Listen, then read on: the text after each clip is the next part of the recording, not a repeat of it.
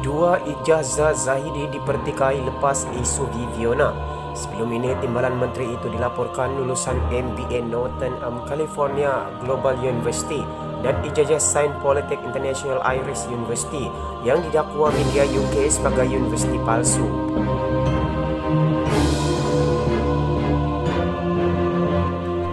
Dakwaan Timbalan Menteri Komunikasi dan Multimedia Zahidi Zainul Abidin memiliki sarjana pentadbiran perniagaan MBA lulusan Universiti skam kilang ijazah berpunca daripada kesilapan laporan media tempatan.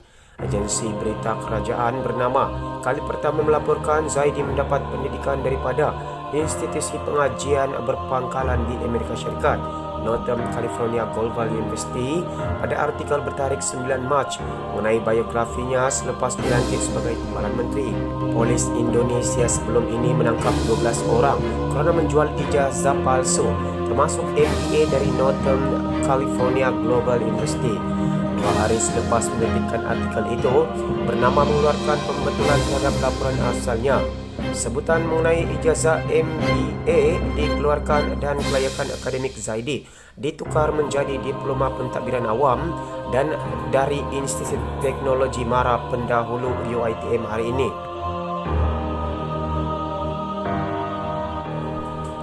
Bagaimanapun, memandangkan pembetulan kesilapan sedikit terganggu, portal berita malahan laman web Kementerian Komunikasi dan Multimedia terus menerbitkan laporan asal bernama bertarikh 9 Mac.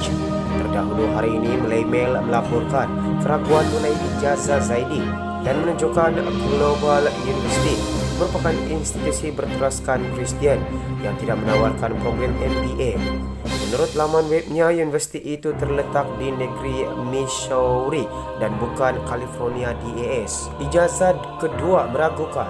Beberapa hari kebelakangan ini, ramai pihak mengkritik Zahidi selepas beliau mendakwa pelajar universiti berusia 18 tahun, Viviana Mosibin, berbohong sehingga kan perlu memanjat pokok untuk mengambil peperiksaan dalam talian. Selain ijazah MBA yang didakwa meragukan itu, pengguna Twitter turut menyorot sarjana sains politiknya daripada International Irish University, seperti yang dinyatakan dalam laporan tahunan pihak berkuasa kemajuan berkebun kecil perusahaan Gita Rizda 2016 ketika beliau menerajui agensi itu. Media Britain sebelum ini menganggap International Irish University sebagai universiti palsu yang menawarkan ijazah tanpa tauliah dan mendedahkan ia dikendalikan oleh seorang ahli perniagaan Malaysia. Malaysia kini telah menghubungi ahli Parlimen Padang Besar itu bagi mendapatkan penjelasan, tetapi masih tiada maklum balas daripada beliau sehingga pada waktu penerbitan berita ini.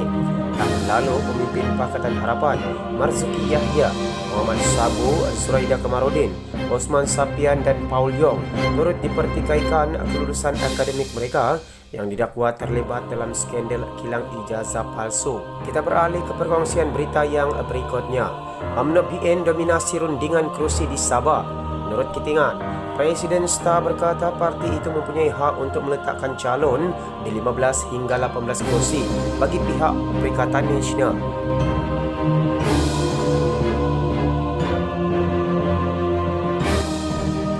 UMNO dan BN mendominasi rundingan kerusi antara Parti Perikatan Nasional bagi pilihan raya negeri PRN Sabah yang akan datang, kata Presiden Parti Solidariti Tanah Airku STAR, Jeffrey Kitingan.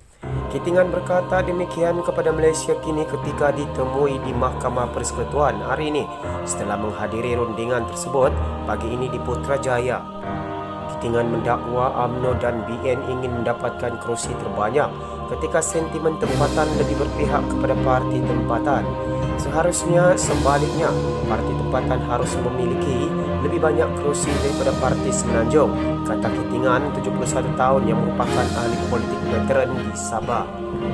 Beliau berkata pendirian STAR adalah parti itu harus diberikan hak untuk meletakkan calon di 15 hingga 18 kursi bagi pihak Perikatan Nasional.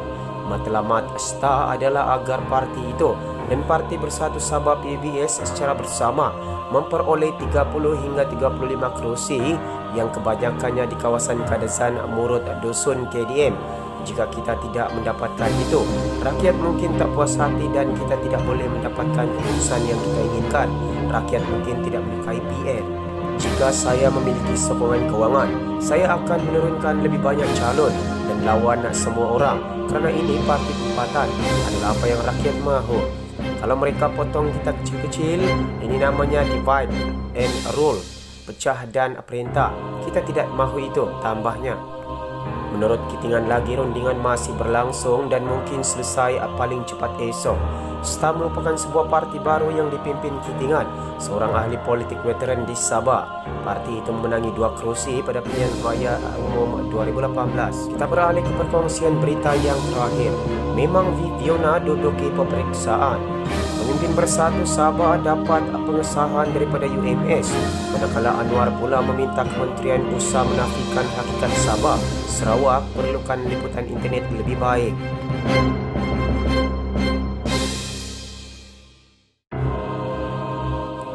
Timbalan Pengurusi Bersatu Sabah masih dimanjur mengesahkan penuntut Universiti Malaysia Sabah UMS Viviona Musibin tidak menipu dan memang mengambil peperiksaan akhir secara dalam talian semasa memanjat pokok bagi mendapatkan liputan internet baru-baru ini. Anggota Dewan Undangan Negeri Karanaan itu berkata, dia sendiri berjumpa dengan Timbalan Naib Chancellor dan pengarah asasi sains UMS untuk mendapatkan gambaran sebenar mengenai perkara itu. Viviona sememangnya mengambil peperiksaan akhir antara 9 hingga 12 Jun 2020. Viviona merupakan pelajar contoh dan ditawarkan untuk melanjutkan pengajian dalam bidang sains marin dan peringkat ijazah di UMS, kata Masidi melalui ciapan di Twitter. Pernyataan Masidi itu berbeza daripada maklumat disampaikan seorang lagi ahli politik Bersatu Sabah, merangkap anggota Parlimen Kudat Abdul Rahim Bakri melalui akaun Facebooknya. Hantaran Abdul Rahim itu kemudian dipadamkan selepas mendapat kecaman daripada orang ramai. Sebelum ini, Timbalan Menteri Komunikasi dan Multimedia Zaidi Zainul Abidin dan Abdul Rahim menegaskan Viviona sebenarnya berlebih-lebihan semasa memuat naik hantaran mengenai kesukarannya mendapatkan liputan internet di Sabah. Zaidi kemudian mengakui terkilap semasa mendakwa personaliti YouTube itu menipu, kononnya memanjat pokok semasa menjawab soalan peperiksaan. Kata Zaidi, dia mendapat maklumat yang tidak tepat semasa memberikan jawapan di Dewan Negara. Justru Zaidi memohon maaf atas kesilapan tersebut. Anggota Parlimen Padang Besar itu turut memberitahu mendapat maklumat itu daripada Abdul Rahim yang juga ahli Parlimen Kudat. Isu sebenar bukan peperiksaan. Bagaimanapun, Abdul Rahim mempertahankan dakwaan Viviona menipu dengan berkongsi laporan daripada Ketua Kampung bahawa Viviona tidak menetap di kampung Sepatalang seperti yang didakwanya. Pada posting Facebook semalam, Abdul Rahim juga memberitahu seorang dekan fakulti dan pensyarah UMS mengesahkan kepadanya bahawa pada ketika itu 12 Jun tiada peperiksaan dalam talian dan hanya sekadar berkelas biasa. Bagaimanapun, beberapa rakan sekelas Viviona tampil untuk menegaskan bahawa mereka sememangnya menduduki peperiksaan dalam talian pada tarikh tersebut. Sementara itu, Timbalan Menteri Sains, Teknologi dan Inovasi Amzad Hasim menegaskan isu sebenar dalam hal berkenaan bukanlah sama ada Viviona memang menduduki peperiksaan atau tidak. Sebaliknya, kata Amzad, isu utama ialah bagaimana kerajaan mengatasi masalah capaian dan liputan internet di kawasan tersebut.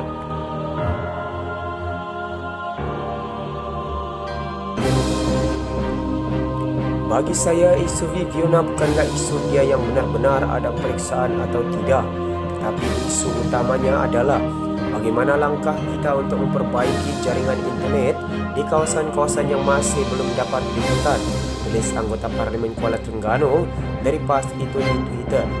Setiausaha Agung BN dan anggota Parlimen Ketere Anwar Musa pula menegur pihak yang cuba menafikan realiti itu agar mengatasi masalah yang ada dan menerima kenyataan. Anwar berkata kerajaan perlu mengakui apa yang dilalui Viviona itu merupakan masalah sama dihadapi oleh penduduk luar bandar di Sabah dan Sarawak. Terima kenyataan bahawa masih banyak kampung di pendalaman Sabah dan Sarawak memerlukan kemudahan infrastruktur yang lebih baik termasuk rangkaian komunikasi. berusahalah mengatasinya dan berhenti daripada menafikan hal itu, tulis Anwar. Semua sumber berita dipetik dari Malaysia Kini Online.